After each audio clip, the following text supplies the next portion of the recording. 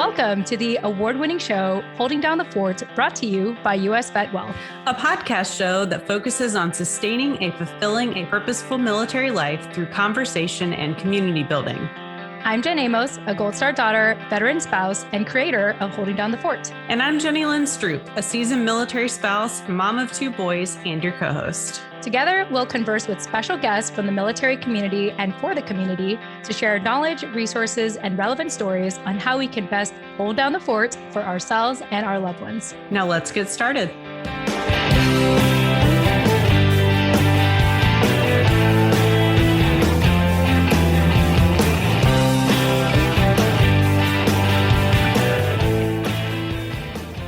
Well, hello, everybody. Jen Amos here. Excited to just give you some quick announcements before we dive into today's incredible discussion with a former guest on our show, way back to episode 17, Lizann Lightfoot. Really excited to be checking in with her again and catching up and talking about her new book that is coming out in September. But before we get into our conversation, I want to share a couple of announcements. So I had mentioned this throughout the weeks, especially in the month of July. Holding Down the Fort was in the running for the 16th Annual People's Choice Podcast Awards. And I just want to extend my thanks to all of you for showing up and getting our show nominated and supporting our show by helping our show be considered for these podcast awards. I have to give a special shout out to Mark Casper, who has been on our show. He is the executive director of Tech for Troops. Mark Casper, who joined us on our show back in episode 90, back in March 2021. So not too long ago, earlier this year. And I just want to thank him for rooting us on and especially making me aware that he went out of his way to get our show nominated. So thank you, Mark, for that. And I hope that you're doing well. So a quick story for you. Within the first week of the Podcast Awards nomination voting time, this was back in July 7th, I received an email from Podcast Awards, saying that, and I'm going to read it verbatim here, Podcast Awards nomination voting is going strong, and we are very pleased with the total number of votes having blown past 10 million votes so far. This is slightly ahead of last year's voting. With 24 days of voting left and podcasting still registering, 2021 is shaping up to be highly competitive. So when I received this email back in July 7, 2021, I had already assumed that we weren't going to make it. I just thought to myself, like, okay, well, I'm glad that, I encourage our community once again to show up and nominate us. But 10 million votes, I thought in my mind, wow, that is a lot of people. Do we even have a chance in these awards? But guess what? Holding Down the Fort made the final slate in the 16th Annual People's Choice Awards. And if you don't know this, by the way, the Podcast Choice Awards is the longest standing award show in the podcasting industry. So to have made it to the final slate, meaning that we are now in the final round to be considered for one of these awards, having over 10 million votes to get us into this position in the final slate, I am just ecstatic. No matter what happens, I already feel like a winner. And I am just super grateful for the support of our community and to be in a position to amplify our stories and our needs as military families. So what's going to happen now is it's now in the hands of over 10,000 randomly selected listeners and podcasters to do the final voting. The Podcast Awards ceremony will happen on Thursday, September 30th at 9 p.m. Eastern Time. And so we will find out then and there if we officially win an award. And if we do, we are going to be a 2-time award-winning podcast show. So wish us luck. Like I said, it's now in the hands of 10,000 randomly selected listeners and podcasters. And I'll keep you updated. But I want to just extend my appreciation to all of you again for your support and showing up. And I'm just excited to even be recognized in the final slate. All right, so my next announcement is I had the fortune back in August 7, 2021 to be the keynote speaker for Vets to Industry Military Spouse Mixer. And at this mixer, it was all about bringing military spouses the needed connections to resources, employment, and networking for their career goals. And they had invited me to talk about the theme of new beginnings and my personal take on what that means for our military families. And so the replay of that keynote and the entire event is now available on their YouTube channel, Vets to Industry. So I highly encourage you to check out the website, vetstoindustry.org. That's vets, VETS, 2 as in the number 2, industry.org as an organization, vetstoindustry.org. And if you check out their YouTube channel, you'll be able to see that replay. I will be including the keynote in an upcoming episode here. But in the meantime, if you want to see the raw version, go check it out. Check out their YouTube channel. It was such an honor to be able to speak in front of a large audience, virtually, of course, and share my story and inspire and appreciate the reactions to, my speech. I tell my story so much. I don't often know the impact. And so shout out to Leslie, one of the organizers of Vets to Industry, who was at a loss of words after my speech and was tearing up a bit, tells me that I did something good, I did something right, and that my story is very important and should continue to be shared. So thank you, Vets to Industry, for that opportunity. Also, shout out to Lucy Piper, who was a guest on our show way back in episode 32, back in March 2020, so some time ago, who actually had reached out to me directly via Facebook Messenger to invite me. I know that some people had reached out to me on LinkedIn to be a keynote speaker, but I'm so glad that Lucy caught my attention. So Lucy, thank you so much again for your whole team's persistence to do this speech. It was amazing, and I'm so honored to have been able to do that. All right. And the last update I have to share is also last week, my husband and I did a webinar together where we were providing education on how you as a military spouse can start a business, become self-employed, and maximize your military benefits. It was a ton of fun doing it with him. I think that we are going to do more webinars like that in the future, so be on the lookout. In the meantime, the replay is now available. So I will be providing that for you in the show notes, in addition to a link to the Vets to Industry keynote. So go ahead and check those out. Would really appreciate your support and see what you think, see if you find it helpful. But it was a free webinar that is now available for you to watch the replay.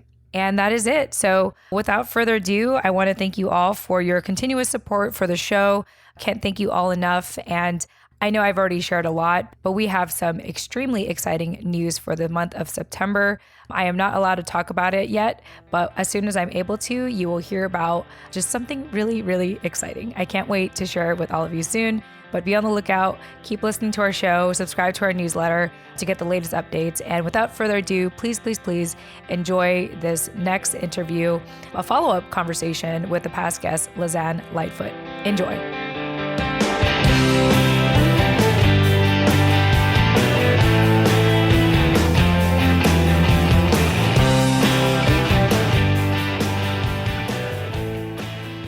Hey everyone, welcome to season 5 of the award-winning podcast show, Holding Down the Fort. I am your creator and co-host, Jen Amos. And for season 5, once again, I have my amazing co-host with me, Jenny Lynn Stroop, seasoned spouse of 12 years now, mom of 2 boys, mental health advocate, writer. She's just everything. And most of all, she is my friend in person now. So Jenny Lynn, welcome to the show.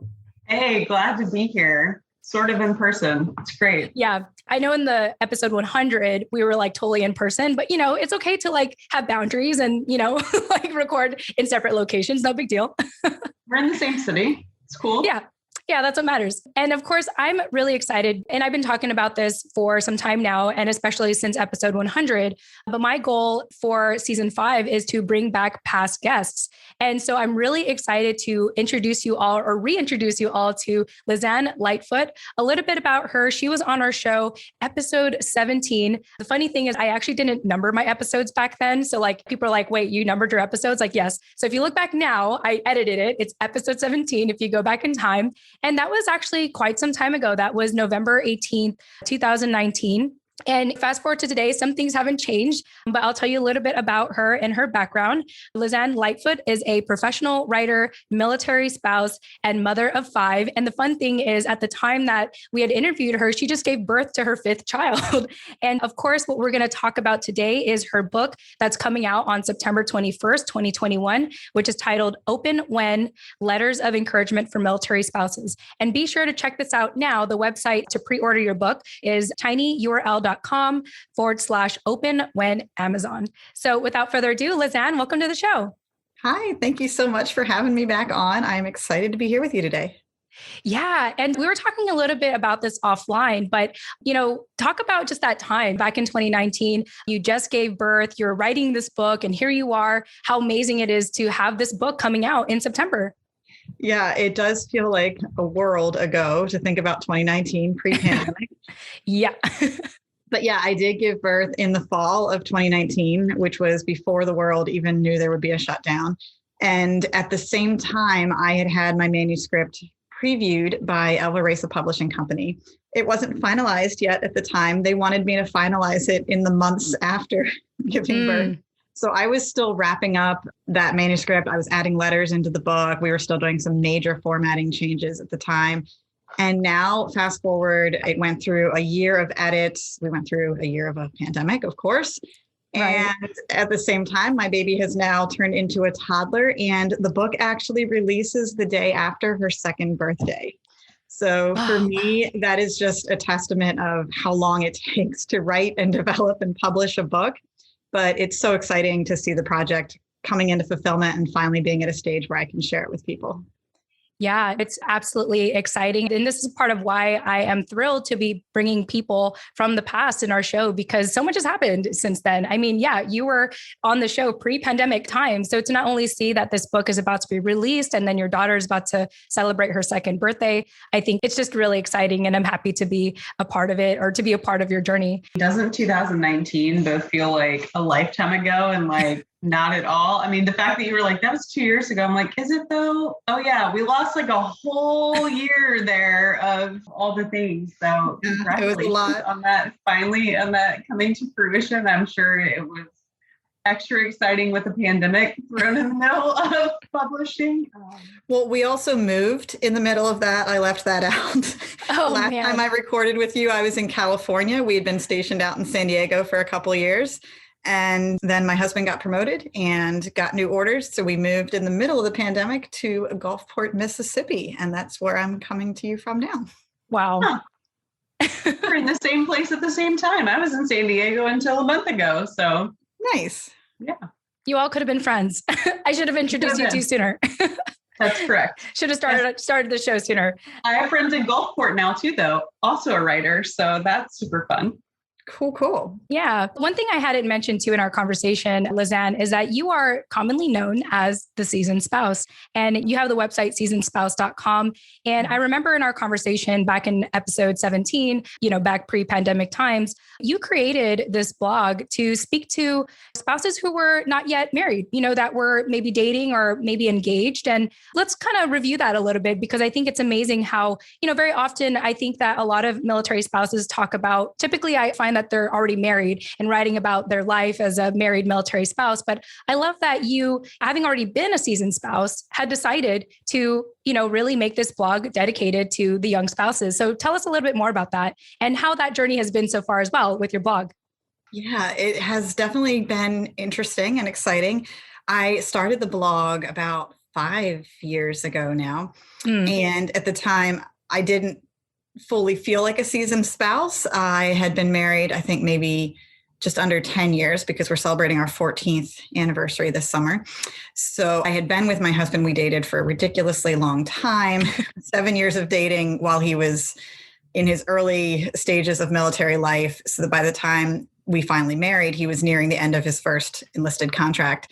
But anyway, the reason I first started the blog is because I felt that everyone had experience and valuable stories to share. So it didn't matter if you had been a military spouse for 20 years, or if you had been through 17 deployments or 5 PCS moves, or whatever your stats were as a military spouse. I really felt that we all had been seasoned in various ways, and everyone has something important and something valuable to share. So that was really my reasoning for calling myself the seasoned spouse after less than a decade of military life.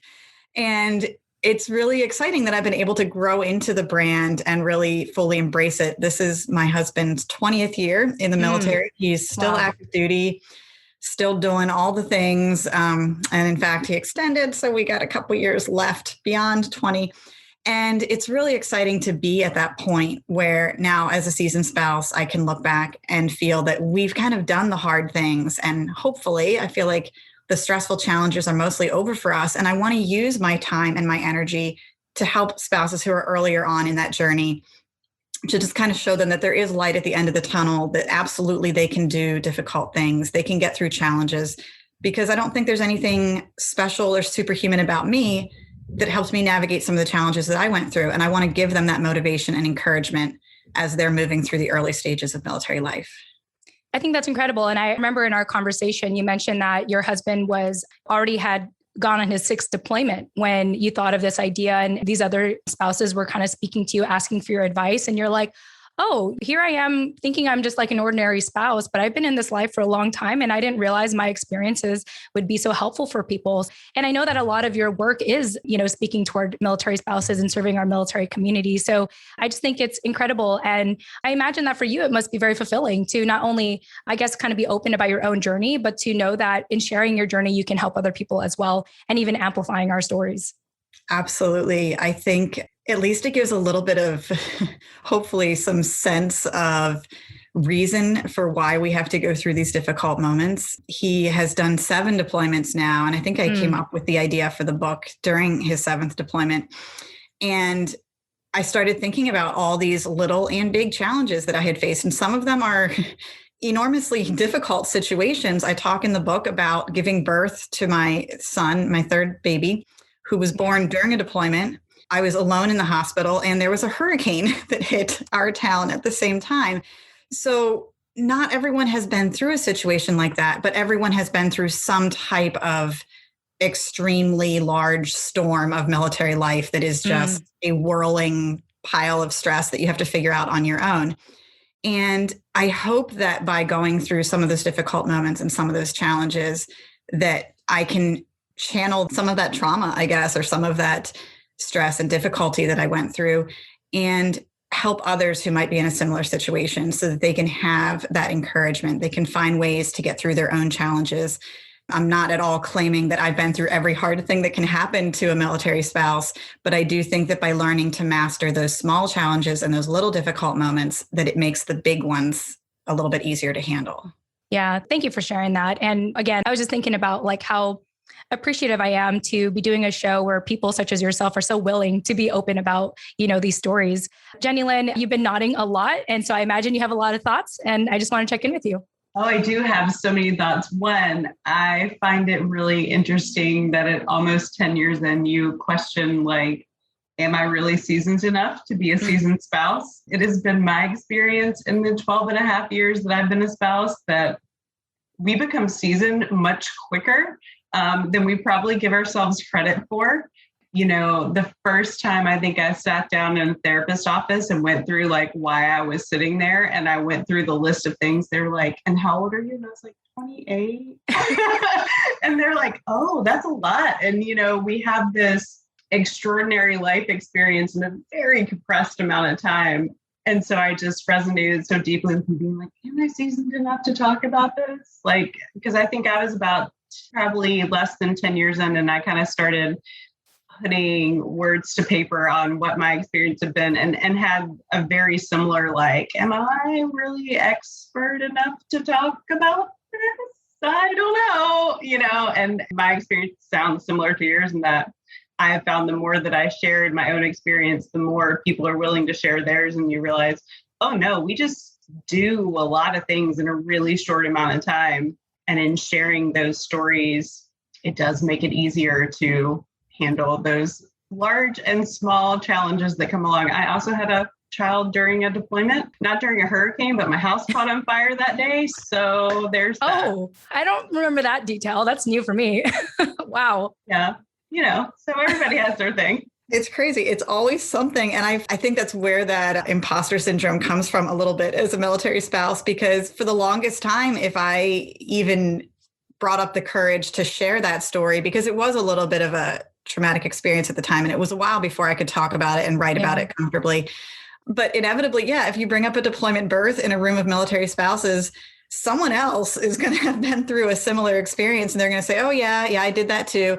And I think that we're around this community that goes through so much. Like you said, I think you worded it very well, just saying a huge amount of difficulties in a compressed amount of time, that we all kind of take it for granted and assume that this is normal and that everyone should just be handling it fine because, oh, well, that's military life. And part of the reason I wanted to write my book and focus on that message of encouragement is that I think we do each other a disservice when we just kind of shrug it off and say, well, that's how it is sometimes. Like, we've all been through it. You knew what you signed up for, because that's truly not helpful to someone who's in a difficult circumstance. And I felt that we really needed a different message of encouragement. Absolutely. Oh, I appreciate that so much, because I think you're right. There are times where I think being in circles of solely military spouses is really helpful and encouraging, because we have similar experience.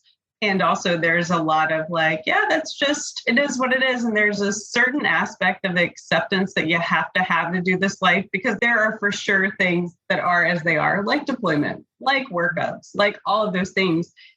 And also the freedom to talk about those and normalize them, because they are what are normal for us. And also they are upsetting and hard and, require a lot of grit and determination and a lot of support. And so I think the more that we can offer that encouragement and be that support system for both, new and seasoned spouses, I've found often in my journey that while new spouses really need support of like, this is what we do, this is what it's like, it really is sometimes the seasoned spouses that actually need a little more support, because the assumption is you've done this for so long, you should be a pro. And the truth is every deployment is different.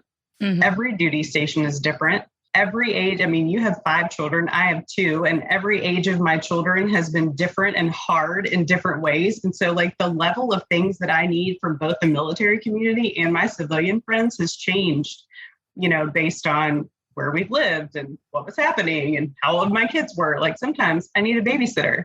Right now I need a referee because they're 10 and 11, and so the level of support I need is like, can someone go play baseball with their mom at work? Like they can feed themselves, but just please keep them from killing one another.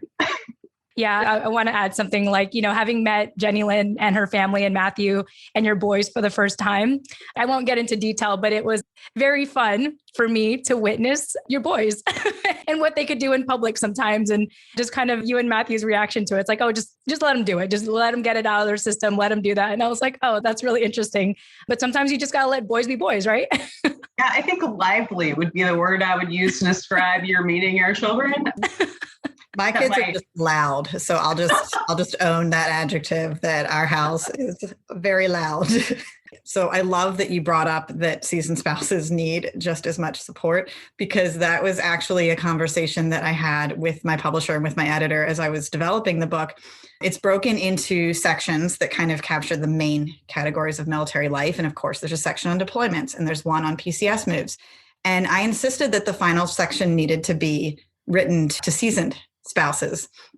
And it's because they do face different challenges at that stage. And at the time, I wasn't even quite in that stage myself. So I did have to interview some other spouses and find, there's a letter about when your military kids are moving off out of the home, going away to school. And I haven't personally experienced that yet, but I spoke to enough other spouses who talked about having a child go away to college and what that feels like when you're PCSing and they won't even be able to return to the home that they've known and things like that, that I hadn't even considered yet. And it is just such a different stage of life. So I wanted to make sure that the book was not just about like sending your boyfriend off to boot camp or here's what it's like the first time that you have to move, but that military life is very long and the challenges do change over time. And so if you can't relate to the challenges in one section of the book, absolutely, I think that people can connect with a letter in one of the later sections of the book. That's awesome. Yeah. On that military, the seasoned spouse thing, I think that as I've watched, I've been really fortunate in my time as a military spouse to have more seasoned spouses be mentors and friends of mine. And we have ended up at duty stations, at the same time, and watching some of them move through the senior, commands and things. And often sometimes kind of the isolation that may come with that because of their husband's job. And then kind of the inevitable requirements on their life as a command spouse has been really interesting. And I having observed a few, wonder how isolated they actually felt, even though they were surrounded by all these people that they had invited into their home, because that's what the job required. Like, they probably often felt very alone because they didn't have the deployment stories anymore, because their husband was the one in charge of sending the people out on deployment, but not necessarily the one going.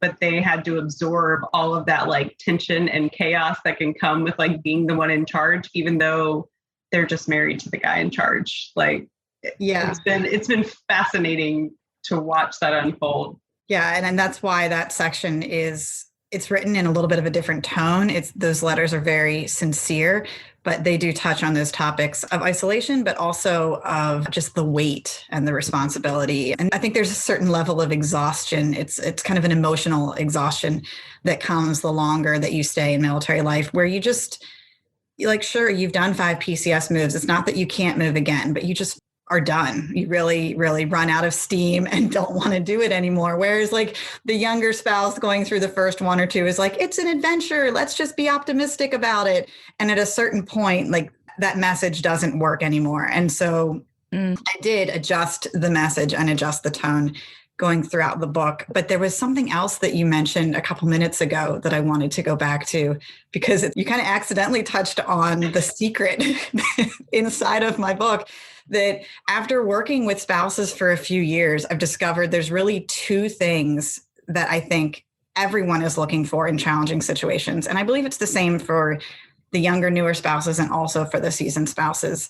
And the first is just empathy, someone admitting that, yes, this is actually a stressful situation and it's hard, and you are allowed to be frustrated with it, because we don't always get that. And sometimes people are just saying, just suck it up, put on the big girl panties, you'll be fine. But sometimes we really just want someone to say, wow, that sounds so frustrating and so hard. And that's got to be really difficult going through that. And the second thing that it seems everyone wants is connection and knowing that they're not alone in those moments. Like, sure, I know I'm not the first military spouse to do a PCS move. I know I'm not the first one that's ever gone through a deployment, but sometimes there is this whole whirlwind of emotions that we can feel about military life. And you might feel resentful, or you might feel angry, or you might feel stressed about a little thing that other people might not see as a big deal. And I found that a lot of spouses are always questioning, like, is this normal? Is this okay? Am I allowed to feel this way? And a huge part of my book is just acknowledging that, yes, it's okay if, given this situation, you are feeling this emotion, because that's a natural human result. Here's how you can address it. Here's what you can do about it. But don't feel like you're the only one who's ever been in that situation before. I'm just listening. I was like, I've been taking everything that you've been saying, Lizann, and thank you so much for sharing all that. And if anyone's noticed, like, Jen's been quiet, it's because I've just been listening to you both. I've been listening to you, Jenny Lynn. I've been listening to you, Lizann, just, exchange stories of what it's like to be a seasoned spouse. And I really like how you touch upon those 2, key words that you said: empathy, just kind of being okay, like allowing yourself to feel your feelings, and even allowing other people to feel their feelings, like saying it's okay that you're upset. It's okay that you're resentful, and then of course that connection, just knowing that you're not alone. And one thing I like in the description, if people visit the pre-order page on Amazon, once again, the website is tinyurl.com/open when Amazon. I was reading the description about your book, and at the very end, I'm just going to read this little description, but I'm going to highlight the last part. So this collection of open when letters is meant to deliver that special message from a friend who understands whenever you need reassurance, helpful ideas, or a simple reminder of your own strength. And the last line really stood out to me. You said, "We've got this," because you could have said, "You got this," right? But you said, "No, we've got this." And that really stood out to me, to remind our spouses and to remind our community that even with all the PCS, even with all the moving, even with all the changes, like, you really aren't alone, and together we can do this. And so I just really like how you mentioned that. And maybe that wasn't a big deal to you, but it stood out to me when you said, "We've got this," as opposed to saying, "You've got this." Thank you. I'm glad that you commented on that, because I didn't actually think about the different implications. I do think it means a lot to be still an active member of the community and not reflecting back on my memoirs from 20 or 30 years ago or something. But yeah, I am still here actively, I don't want to say in the trenches, but, doing the military spouse thing. And I was very much in the midst of military life. Like I said, I started writing the manuscript when my husband was doing his 7th deployment. And I wrote a lot of it and did a lot of editing while I was pregnant with our 5th child and preparing for a PCS move. So all of that emotion and sentiment was very much captured in the book. But I think one really interesting decision that my editor made that I originally resisted because it was a lot of extra work, but I ended up loving it. I had written a lot of it in first person.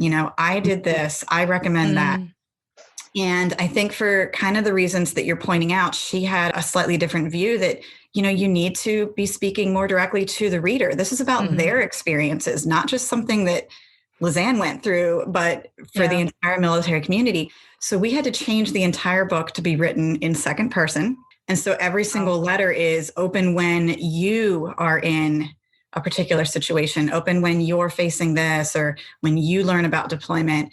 And I love it now. It was a huge amount of work, but it's not natural necessarily. We don't spend a lot of time writing in the second person, but it does make it such a personal message that I really do want to meet people wherever they are and connect with them and say, you are feeling this and I am feeling this, and together we can face this challenge. So thank you for noticing that.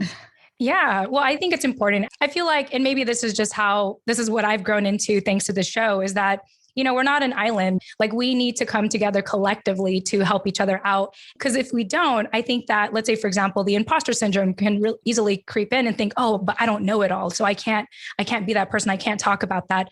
But if we really just talk from our personal experiences with the intent of, one, kind of that self-healing experience of putting it out there, but 2, to help others and build that bridge, I just think it's a better experience. And I think, again, it reminds us that we're not alone and that we don't have to do it alone, and you shouldn't do it alone. I know in the decades past, like I think about even the time that my dad served, like it was very much keep it to yourself. Like mental health in the 80s and 90s was like not a thing, and fortunately my family had each other, I think for the most part while they served, or they stuck to the family. But in regards to just, getting support from the, community as a whole, it was really difficult, I think, for them to do it. So I think that we're just in this generation, in this time, to actually just come open candidly and openly to share our experiences and our stories to serve one another and continue to uplift one another. I am just marveling at having to not just edit a book, but change the entire tone. As a writer myself, I am like, oh my gosh, that is a lot of work. And 2, it's something that I write a column as my work self for Homeland and San Diego Veterans Magazine. And it is in the tone of being somebody who works for a mental health organization. And so it is about your mental health every month. And I really struggle with, am I simply writing about what works for me because I'm not trying to should someone else? Or am I writing for, using you much more because I want it to resonate? And it's interesting to listen to how you and your editor work that out, because I just submitted a column and I was very particular about using I because I didn't want to should people. And I'm like, maybe that wasn't the right choice. Yeah. And it does depend on the topic.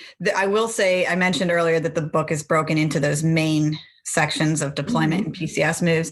And we did agree that I would begin each section with a personal vignette. So that's why the story of the deployment birth, that is written in first person. It's a very personal story. I don't expect anyone else to be necessarily putting themselves in those shoes, but I share that at the beginning of the deployment section so that as people are reading the other letters that are more relatable, open when you first learn that your service member is leaving, or open when you have to tell your kids about deployment, that they can kind of understand where I'm coming from and know that, I'm not just picking these ideas out of the air, but that I've lived through it. I've tried out different things. I've talked to a lot of people about their suggestions. And kind of one way that we solve that problem that you mentioned of, just applying your own personal experiences to someone else's personal situation is there's a lot of options. It's not, here's a one size fits all answer for every deployment issue, but it's more suggestions of you can try this or maybe that. And some people like to do it this way. I'm a big believer that people need to do what works for them. And I certainly wouldn't want anyone to be trying to copy my life or do things exactly the way that I have. But I think it's great to throw out 10 different ideas. And if one of them works for someone and helps make their life a little bit easier, then that's absolutely a success. Yeah, that actually reminds me of going back to episode 17 when we first spoke. And we kind of made this comment of like, oh yeah, there are a ton of like resources out there. And, some people might get a paralysis by analysis because of like all the things that's available. But you know what? It's like, if there's that one resource out of, the pile of hay, that one needle that actually helps you, then you've done something right. And so, to continue to amplify our stories and resources and, what's available, I think it's worth doing. And hence why here we are 100 plus episodes later on Holding Down the Fort, still doing this, because I haven't had one person reach out and say, hey, that was not useful. Like something has helped one way or another, even if it was to make a new connection. And I'm just really glad to be able to provide that space and be a part of that space, for our community. One thing that I appreciate about both of you and just hearing your stories is just how, again, to repeat the word seasoned you are in this military life. And yet how humble you both are, like how humble and how willing you are to help the community. Because, just like what you said, Jenny Lynn, like you don't want to should people, you don't want to tell them what to do because, and just like what you both had mentioned, everyone has a different situation. Every PCS is different for everyone. There's not like a cookie cutter way to, get it done. And so I just really appreciate that. And I hope that this show continues to amplify personalities such as yours, to be able to be like, yeah, we're genuinely here to help you because in helping you, it helps us as well. And so with that being said, I do have a question for both of you, starting with you, Lizann. Would you have chosen a different life if you would have? Like if you had the chance to, would you have chosen a different life? And then Jenny Lynn, I'll ask you afterward as well. But any thoughts on that, considering just this crazy journey, would you have chosen a different life if you could have? Possibly, yeah. It's not an easy life. And my history with my husband is long, but I guess to sum up, I met him before military life. And when we were dating, he was actually going to go into the police force. And I spent the first year of our dating experience trying to decide whether I was cut out to be a police officer's wife. Wow. And struggled with that for a bit. It's a stressful life and there's danger and all these things. Yeah. And then long story short, there was a paperwork issue with his application and they were going to delay it for another year. And he turned around and said, well, I can't wait for another year to join the police department. I'm just going to join the Marine Corps infantry instead. So he did that right before September 11th. And then September 11th happened. And I spent the next few years of our relationship trying to decide how in the world I could handle being a military spouse with all the stress, and the danger, and the worldwide craziness that was happening at that time. So I would have loved to have an option to choose a different life, but I had already chosen him. And so he had chosen the military. And I will be fair that initially he was only supposed to do the 8 years of the enlisted contract. And by the time we got married, he was almost done and he was going to get out. And then the 2008 economic crash happened and couldn't find jobs. And so we ended up remaining. And here we are 20 years later. So I don't think it's necessarily a life that I sought out. And I certainly, even when I married him, knowing what he had been through, he'd been through several deployments at that point. Even on our wedding day, we weren't planning to have military kids. We weren't planning to go through PCS moves. It was not a life that we were intending to live together. I'm very happy that we are still together, but it definitely has been a challenging one. So I don't know. In a perfect world, if he could be happy and be fulfilled in a different job, it would definitely be less stressful for me. But I have embraced this lifestyle. I have absolutely loved the military community and the friends that we've made. And that's why we're still here and why I'm still serving our community. Yeah.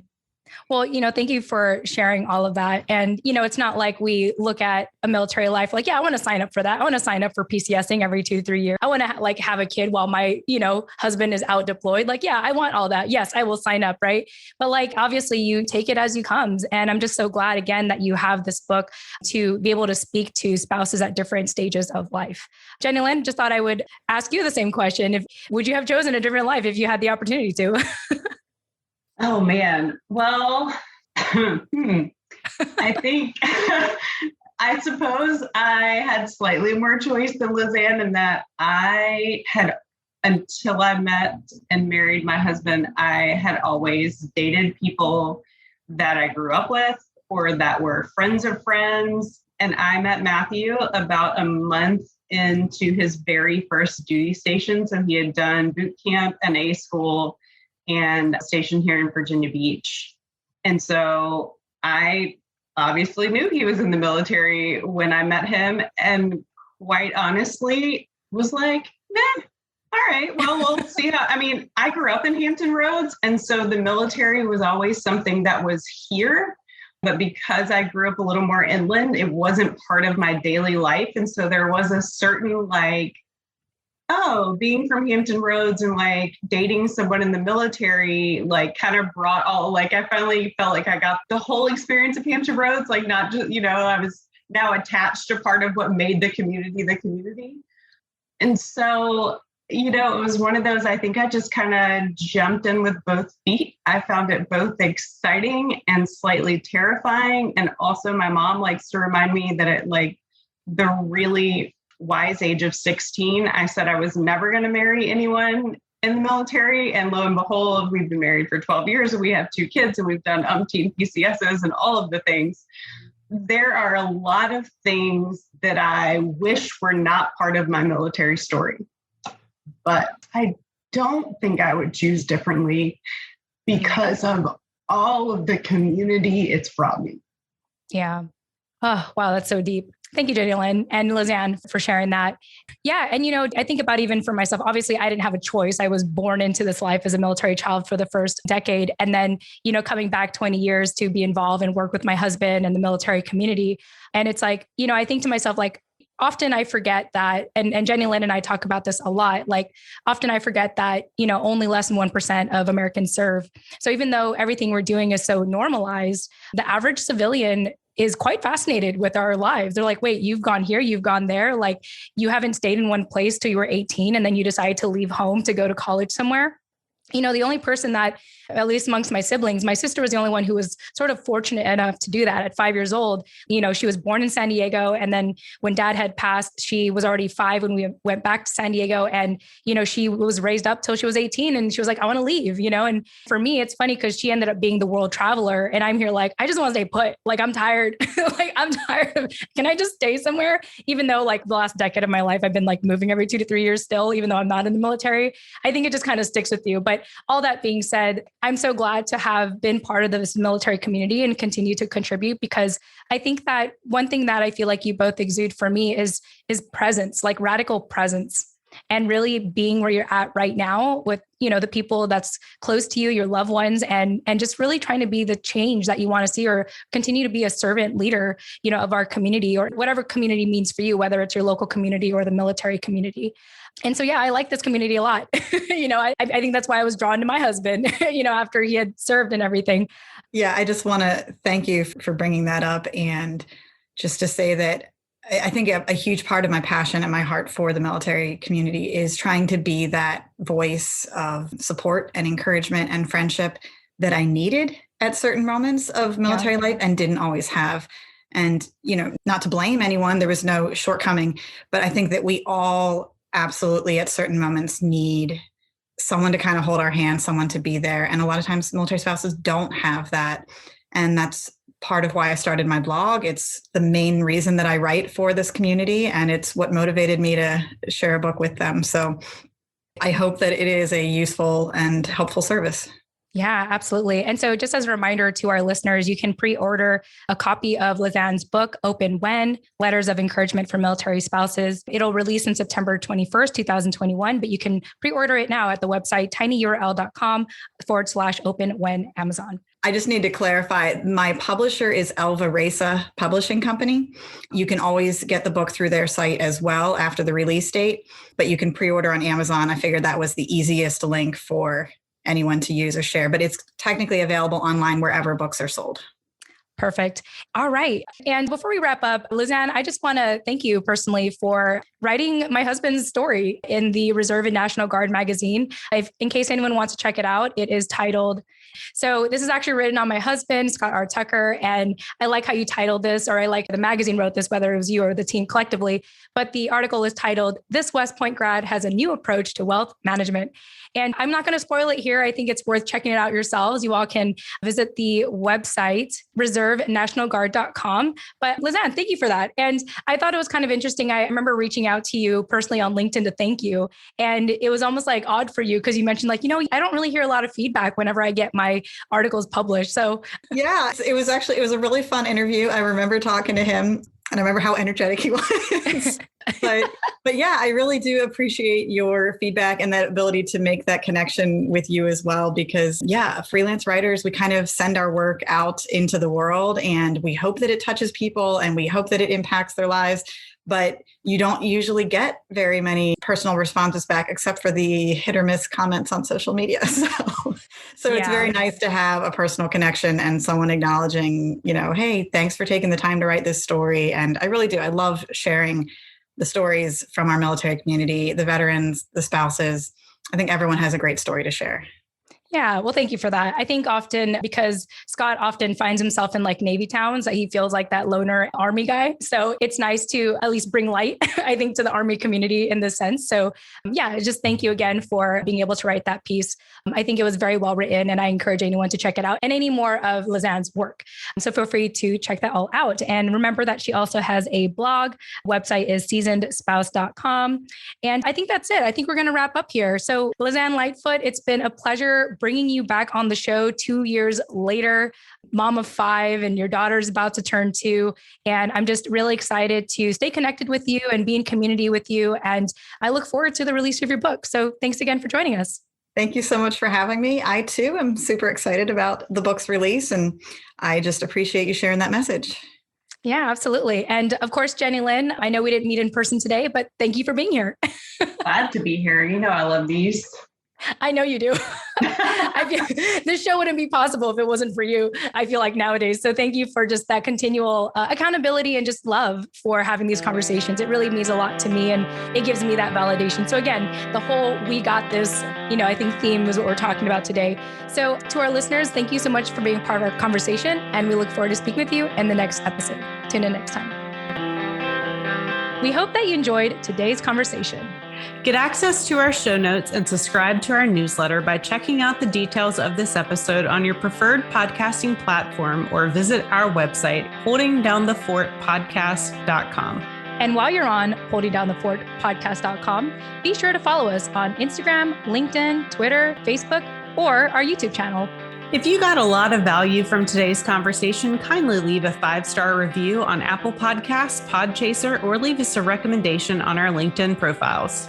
Thanks for listening. Tune in next time.